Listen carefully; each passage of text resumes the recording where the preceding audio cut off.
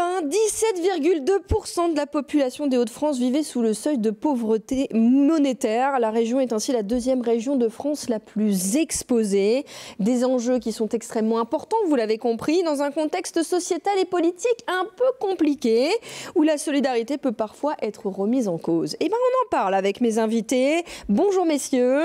Guillaume Alexandre, vous êtes directeur général de la Vie Active. Oui, bonjour. Bienvenue. Pascal Brice, président de la Fédération des acteurs de la solidarité. Bonjour, bienvenue madame. à vous. Et Simon Maréchal, responsable régional d'Emmaüs Connect Hauts-de-France. Bonjour, merci pour l'invitation. Merci à vous d'être en plateau avec nous. Alors, je viens de donner quelques chiffres de la précarité en Hauts-de-France. On est une région où les questions se posent évidemment à ce niveau-là. Je voudrais quand même tout de suite vous faire réagir. On est dans une fin d'année un peu particulière. Ce projet de loi de finances 2025, avec un coup de rabais finalement annoncé sur pas mal de choses et un climat d'incertitude qui règne. Alors Pascal Brice, je me tourne tout de suite vers vous. Je sais que vous avez travaillé sur des amendements, etc., pour faire en sorte que cette solidarité, elle puisse continuer en France. Est-ce que vous êtes inquiet? Quel est votre état d'esprit? Mobilisé, je l'ai dit au Premier ministre, et puis vous le savez bien dans votre région, la précarité, la pauvreté, on sait ce que c'est. On sait ce que c'est, elle s'enracine dans les villes et dans les campagnes. Elle touche, y compris de plus en plus, à des gens qui travaillent. Et donc nous avons besoin de la part des pouvoirs publics, y compris à travers ce budget, de moyens d'action, parce que l'un des éléments, c'est que face à cette réalité sociale, nos associations sont de plus en plus fragilisées, économiquement, financièrement, puis par un climat que vous avez décrit aussi, qui ne facilite pas tout à fait la tâche. Donc nous avons besoin de la part du gouvernement de moyens d'action, dans un contexte où nous savons très bien qu'il faut réduire la dette et le déficit budgétaire, parce que là on a des limites. Donc il faut cibler vers celles et ceux qui sont le plus en besoin, et puis surtout donner de la perspective. Moi je l'ai redit au Premier ministre, ce pays, et nous avons, et votre région comme d'autres, a besoin, me semble-t-il, de ça, de la conviction que les associations que nous sommes auprès des personnes qui sont en difficulté sont soutenues. Il y a une perspective d'une volonté dans ce pays, en écoutant les fragilités, les difficultés, et puis nos forces aussi qui sont importantes, notamment dans le monde associatif. Vous en avez là deux beaux exemples dans votre région pour avancer. Donc je souhaite que le Parlement, le gouvernement fassent les bons choix pour nous aider à continuer à agir comme le fait la Vie Active, comme le fait Emmaüs dans votre région auprès des personnes qui en ont besoin. Guillaume Alexandre, même réaction. On parle des associations qui ont besoin de se sentir soutenues, qui sont à la tâche chaque jour. C'est évident que là, il faut continuer, quoi. Le constat est fait par le gouvernement lui-même. La difficulté ne fait que s'accentuer. On voit difficilement, même s'il y a un contexte budgétaire national très délicat, on voit difficilement comment ne pas donner au moins les mêmes moyens aux organisations, voire les accentuer, pour pouvoir accompagner la population en souffrance, sauf à décider que d'un seul coup, eh bien, on lâche tout le monde. Et je ne pense pas que ce soit quand même l'intention du gouvernement que d'aller vers une catastrophe sociale au niveau de notre société. Donc, il faut raison garder par rapport aux coupes budgétaires qui sont annoncées. Moi, je suis assez étonné des positions des départements de France qui, aujourd'hui, en viennent à ne pas vouloir payer ce qui est dû de par la loi en termes de salaire aux travailleurs sociaux. Je pense que c'est plutôt une posture de contestation vis-à-vis du gouvernement dans le cadre du débat budgétaire, mais que, je l'espère, tout cela va s'arranger parce que sinon, c'est effectivement condamné à court terme bon nombre d'acteurs qui, aujourd'hui, tissent encore le lien social. Tissent encore le lien social, et on en parlera évidemment de tout cet accompagnement que vous mettez en place au quotidien auprès des gens qui sont dans la difficulté. Il y en a beaucoup dans notre région. Justement, une première question, quelle forme prend-elle cette précarité? On dit qu'elle touche aujourd'hui tout le monde, qu'elle touche alors peut-être beaucoup plus les femmes parce qu'elles se retrouvent parfois en famille monoparentale. Voilà. Quelle forme prend-elle cette précarité, Pascal Brice? Ce qui est très préoccupant, c'est qu'elle s'enracine dans de multiples formes. Chez des jeunes, c'est par exemple des jeunes sortis de l'aide sociale à l'enfance, que l'on retrouve souvent à la rue, avec des problèmes d'accès à l'emploi, chez des femmes effectivement notamment seules avec leurs enfants, en milieu rural, on oublie trop les difficultés notamment avec la solitude de la précarité en milieu rural. Quand nous regardons, et nos amis de la Vie Active ici le savent bien, celles et ceux qui sont par exemple sans abri. Vous avez qui? Vous avez des jeunes sortis de l'aide sociale à l'enfance, qui ont en plus souvent des problèmes psychiatrique, de santé mentale, ce qui est un enjeu très lourd pour tout le monde dans la période, et je me réjouis que le Premier ministre veuille en faire une grande cause nationale. Simplement, il faudra que ce soit suivi d'actes. Vous avez des femmes qui ont fui les violences à leur domicile et qui n'ont pas de solution de prise en charge. Vous avez des gens, je le disais, qui ont des problèmes de santé mentale, notamment chez les jeunes.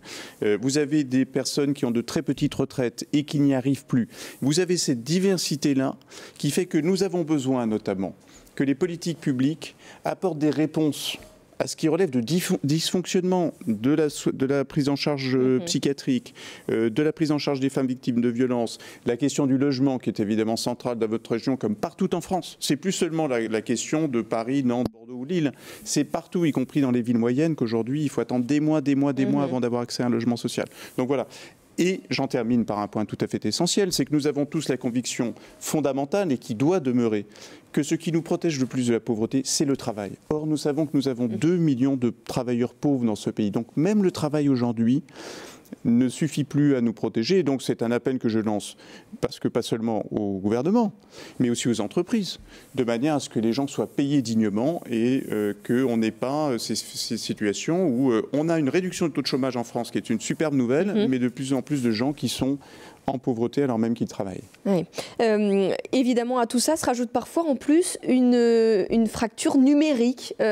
Simon Maréchal, vous travaillez pour Emmaüs Connect Hauts-de-France, qui travaille sur l'inclusion numérique. Quand on parle de ces profils, ce sont aussi des gens qui parfois sont un peu coupés de cette société où tout passe par le téléphone, la tablette, le numérique. Vous le confirmez ? Oui, tout à fait. Malheureusement, j'allais dire, c'est que la précarité numérique vient s'additionner à d'autres formes de précarité. On constate généralement que les populations les plus fragiles sont plus sujettes à être exclues numériquement. Et donc, il convient de les accompagner puisque, comme vous l'avez dit, aujourd'hui, dans un parcours de retour à l'emploi, de retour au logement, ou même un parcours de santé, ne pas savoir utiliser les outils numériques ou ne pas en avoir accès est un frein considérable pour réussir ce parcours. On sait évidemment, vous l'avez dit, le travail est important quand on veut se réinsérer. Le logement, le toit, c'est quand même aussi essentiel. Je me tourne vers vous, Guillaume Alexandre. Vous travaillez, vous, à des solutions d'accompagnement et le logement, évidemment, en fait partie. Oui, alors il y a plusieurs prises en charge possibles. On a pour l'essentiel quand même comme outil en France les centres d'accueil et de réinsertion sociale, hébergement, CHRS, accueil, hébergement, réinsertion sociale, voilà les facettes de ce métier. C'est le fait de voir arriver dans ces établissements des personnes qui sont à la rue, des personnes à qui on va offrir dans un premier temps un refuge, un accueil. Et puis très rapidement, le choix a été fait au niveau national et il s'avère que c'est un choix qui s'avère pour moi le bon. On passe tout de suite sur la phase logement, mais accompagnement dans ce logement. À partir du moment où les gens ont un logement, on est capable de reconstruire tout leur environnement de vie pour faire en sorte que la réinsertion sociale soit une réussite. Mais encore une fois, ce point-là, il est mis en difficulté parce que aujourd'hui, trouver du logement en France, ce n'est pas simple. Les politiques nationales, en termes de création, notamment du logement social, ne sont pas à la hauteur des besoins tels qu'ils sont là aussi admis par l'ensemble des acteurs qui s'occupent de cela. Donc, il nous faut avoir également une politique ambitieuse en matière de logement social, sinon on restera dans des formes de précarité qui ne feront que s'accentuer. On peut remettre, s'il vous plaît, le chiffre sur le logement social et cette attente. C'est une réalité. Les gens attendent parfois des années pour avoir un logement social. On le met d'ailleurs, logement social en panne, 4,3 demandes en attente pour une attribution. Pascal Brice, une réaction sur cette situation. Ça c'est explosif.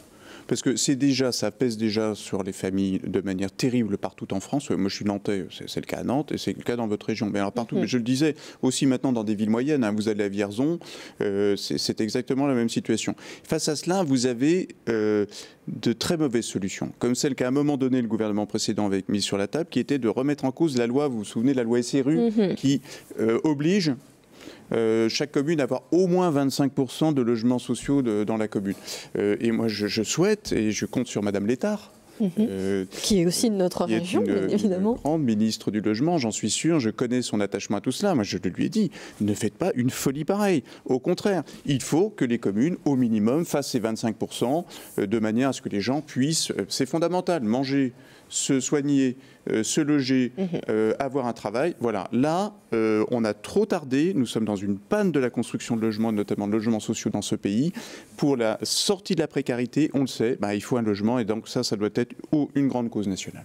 Nous avons rencontré Marie et Gaëtan. Ce sont deux jeunes gens, ils ont connu des difficultés et grâce à la vie active, ils ont pu s'installer dans leur propre logement. Nous les avons suivis et je vous propose tout de suite de découvrir ce reportage. SDF pendant 10 mois, Marie et Gaëtan sortent tout juste de la rue. L'hiver dans une voiture, l'été sous la tente, le jeune couple s'enfonçait dans une errance destructrice. Le 14 août, une rencontre avec l'association La Vie Active leur a permis de retrouver un toit. Le 31, ils étaient à l'abri à Bapaume. Il était temps, la grande précarité détruit physiquement et mentalement les personnes. J'étais hyper fatiguée, j'avais pas mon hygiène comme je le voulais, je mangeais pas à ma faim, je ne savais jamais où j'allais être le soir, je savais jamais si, si demain, comment la journée de demain allait se dérouler en fait. J'étais toujours dans l'inconnu, dans l'appréhension, en fait, j'avais toujours peur, et je me disais que j'allais jamais m'en sortir. L'association a mis à disposition un logement par le système d'un bail un peu particulier. C'est l'association qui est la première interlocutrice du propriétaire privé. Le bail glissant, c'est l'association qui a le bail à son nom. On accompagne le ménage à lever les freins dans leur réinsertion sur une durée de 6 à 12 mois. Et puis ensuite, on fait un avenant au bail avec le propriétaire et le ménage devient locataire en titre. Le logement est le premier pas. L'accompagnement se poursuit sur le long terme pour permettre aux jeunes couples de reprendre pied dans la vie, car la rue a tout détruit. On les accompagne dans le cadre des démarches administratives. Alors on n'est pas dans l'assistanat, on ne fait pas leur place. On les accompagne physiquement parce que, par exemple, Marie a déclaré quelques angoisses, l'angoisse de l'abandon, l'angoisse de faire seule. Donc on va l'accompagner, à lui montrer qu'elle est capable d'eux. On va les tirer vers le haut. C'est bien d'être encadré. Sincèrement, on revient de loin. Donc je pense qu'un encadrement pendant plusieurs mois, je pense que c'est la meilleure des solutions pour nous. Aujourd'hui, le suivi se poursuit. Marie rêve de retrouver la garde de sa fille de 4 ans, placée en famille d'accueil. Gaëtan a trouvé un job dans cette ressourcerie, le temps de se définir un nouvel avenir professionnel. Pour le secteur autour d'Arras et de Bapaume, l'association La Vie Active aura sorti environ 90 ménages de la rue cette année. Voilà pour ce reportage de Pierre-Jérôme Montenot. Je précise que La Vie Active, le secteur social, a proposé en 2023 un accompagnement à plus de 9200 personnes en situation de difficulté sociale. Et on le voit bien, c'est un accompagnement sur plusieurs thématiques. C'est-à-dire que le logement, c'est une part, mais c'est aussi l'insertion professionnelle, on le voit. Et parce que finalement, la précarité détruit tout, mais on peut s'en sortir, c'est pas une fatalité, Guillaume. Alexandre Guillaume. Pas de souci. Effectivement, ce qu'il faut noter, c'est que des solutions existent. Et j'ajouterais que la plupart du temps, le fait de pouvoir sortir des personnes de la grande précarité coûte moins cher à la société que si on faisait ce qui a été un peu dit à demi-mot, de l'assistanat ou des formes d'assistance de dernière limite qui, en aucune manière, ne sont suffisantes pour faire en sorte que la personne reprenne pied dans sa vie. Donc, plutôt que de financer à fond perdu des formes extrêmes parce que pas suffisantes d'accompagnement, eh bien, faisons en sorte d'accompagner correctement les personnes avec des solutions que l'on sait construire pour qu'elles puissent reprendre pied dans leur vie et qu'à la fin, elles soient tout à fait autonomes sans plus coûter à la société que ce que l'on coûte chacun. Chacun d'entre nous. Le coût de cette précarité, il est souvent mis en exergue. Parfois, on se dit que ça coûte trop cher, que les gens sont assistés. Je le dis exprès, je fais exprès d'assister sur ces mots qui sont forts, qui peuvent choquer. On a un travail à faire sur la société en général, expliquer que quand on donne quelque chose, c'est pas, ça permet aux gens de s'en sortir. Enfin, voilà. Il manque de la pédagogie, Pascal Brice. Il manque de la lucidité et de la volonté surtout. Parce que moi, je suis pas là pour expliquer aux gens ce qu'ils vivent, ils savent ce qu'ils vivent les gens. Et donc je crois qu'il faut effectivement se dire qu'il y a là quelque chose dans notre société, vous le voyez dans votre région, dans la mienne, partout en France, mais ailleurs en Europe et dans le monde, où vous avez effectivement de la précarité, de la pauvreté qui s'installe, il y a la grande exclusion, et puis il y a de plus en plus de gens qui bossent et qui n'y arrivent plus, y compris dans une partie des classes moyennes. Et dans ce cas-là, on a la tentation de se dire, bah oui, mais c'est parce que ces gens-là, en fait, ils veulent pas bosser. Et donc regardons les choses tranquillement. Convainquons-nous que là, nous avons des situations qui portent atteinte à la dignité des personnes, mais aussi qui suscitent du désordre, y compris du désordre dans les rues.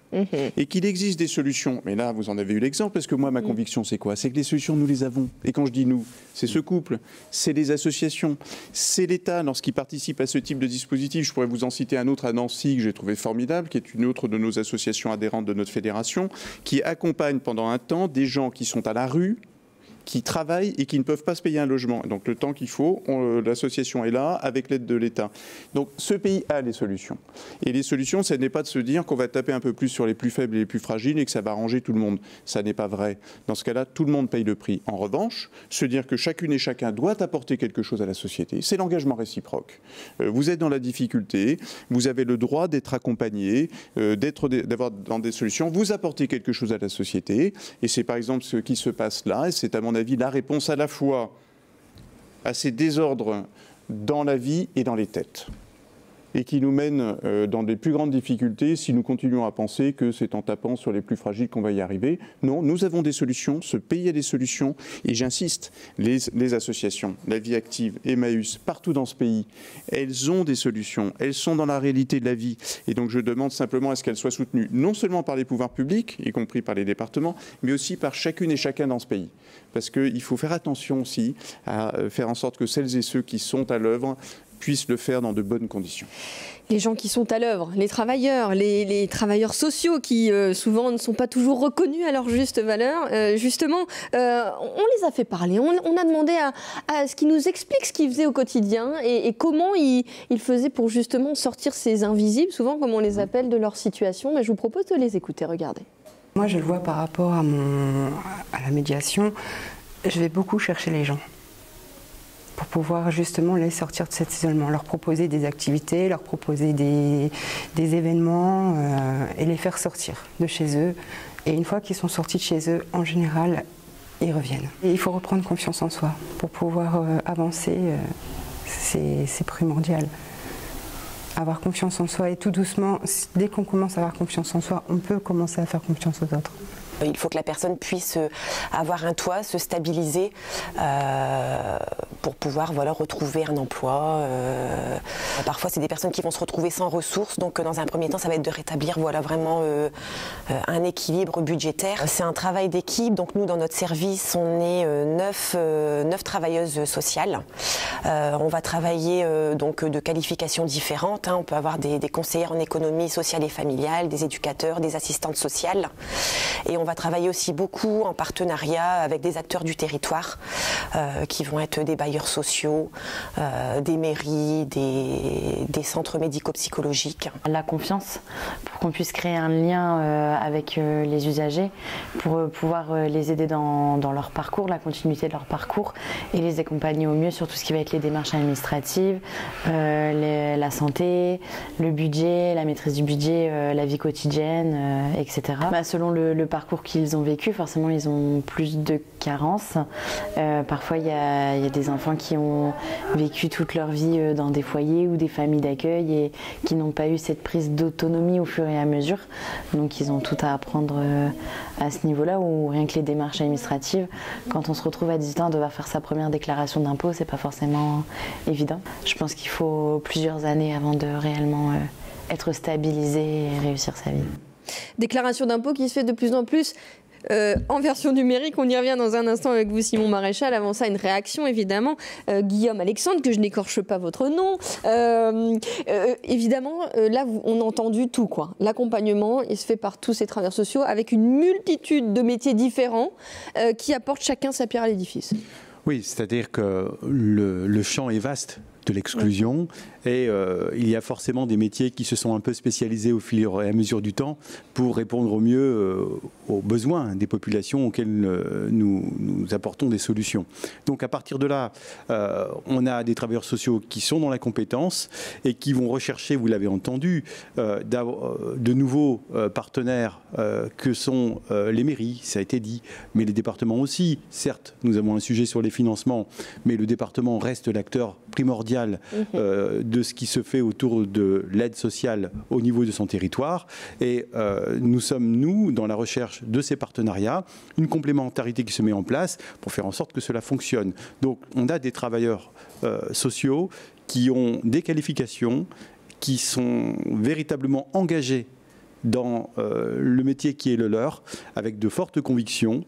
Et je pense que le soutien global de la société leur est nécessaire pour faire en sorte d'avancer dans la mission qui est la leur. Merci beaucoup Guillaume Alexandre.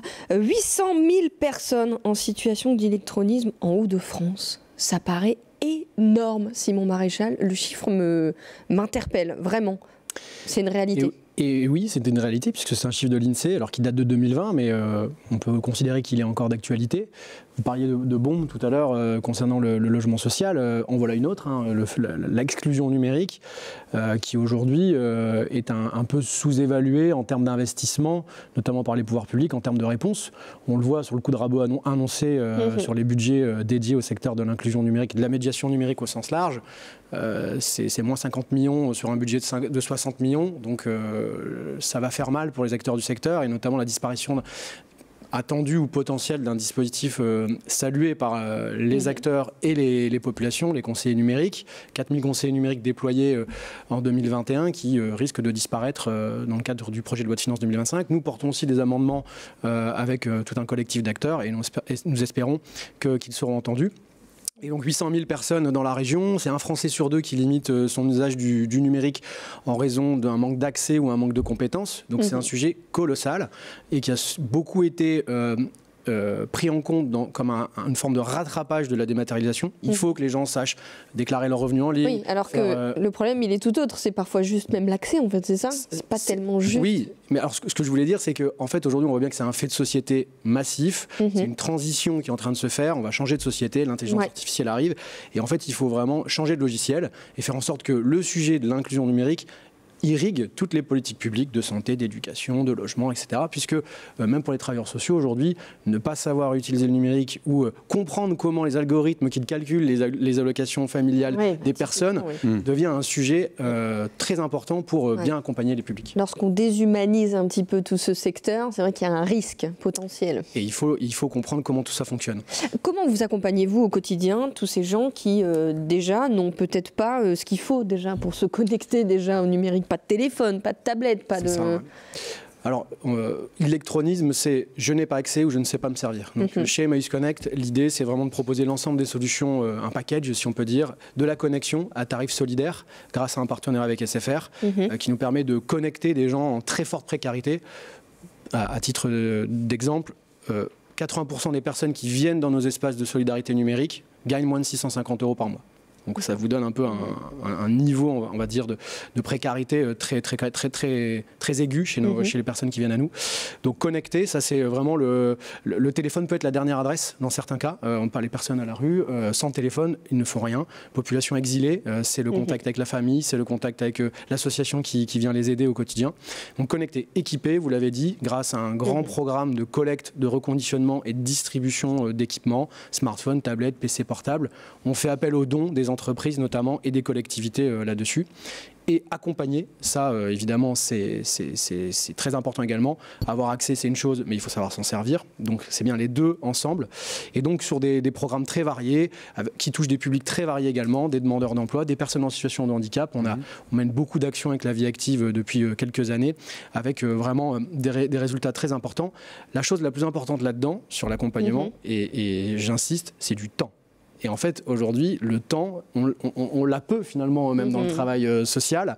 Et quelqu'un qui ne sait pas utiliser un ordinateur, c'est pas en 10 heures que vous allez lui donner les clés. Bien sûr. Surtout que c'est des personnes, des populations qui vont être très attachées aux liens qu'on va créer dans le cadre de l'accompagnement qu'on propose.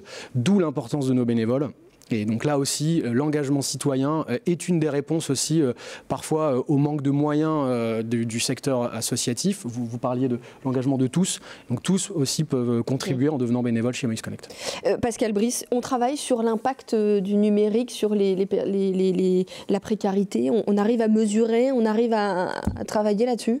Mais oui, vous le disiez très bien, c'est une réalité. D'ailleurs, moi je suis frappé de voir que, je crois qu'on sent toutes et tous assez bien partout qu'on est quand même bousculé de toutes parts. Vous parliez de ces changements numériques, il y en a dans tous les domaines. Je crois que c'est aussi pour ça qu'on est tous un peu perdus quand même.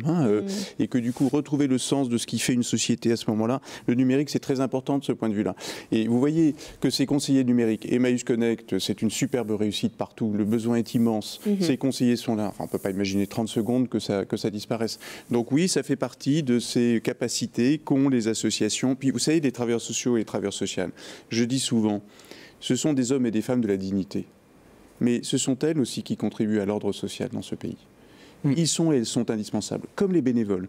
Et donc là encore, c'est une force extraordinaire. Et moi, je souhaite vraiment qu'à tout point de vue, et notamment du point de vue des pouvoirs publics, notamment du point de vue de la rémunération, de l'attractivité de ces métiers, aussi tout simplement du respect qui leur est dû, de la considération qui est due à des hommes et des femmes qui sont là au moment où on a peur un peu de tout. Eh bien, ce sont des hommes et des femmes qui sont habitués et qui savent ce que c'est que les difficultés de la vie, que d'avoir des problèmes familiaux, des problèmes d'addiction, à un moment donné, qui accompagnent les uns les autres pour sortir de cela.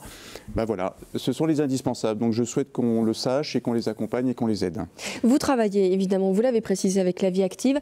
Cette fracture parfois numérique, elle est aussi signe d'une déconnexion d'une vie sociale, parfois aussi, Guillaume Alexandre? Je vais prendre l'exemple du Pas-de-Calais. Vous avez près de 900 communes, pour l'essentiel rurales. Si vous regardez bien. Et dans ce format-là, qu'attendent les personnes? C'est effectivement d'avoir quand même une certaine forme de proximité. Or, les choix gouvernementaux aujourd'hui, de par la pression sur la dette, font que, clairement, l'administration à proximité, elle disparaît. Ce qui veut dire que ce qui est fait aujourd'hui par Emmaüs Connect et par l'ensemble du secteur social, que d'aider à la connexion, parce que c'est bien là le seul lien finalement qui va exister dans ces territoires ruraux, c'est absolument fondamental. Si vous ne faites plus ça, il n'y a plus de cohésion sociale possible. Donc on en est là. Le choix, il est clair.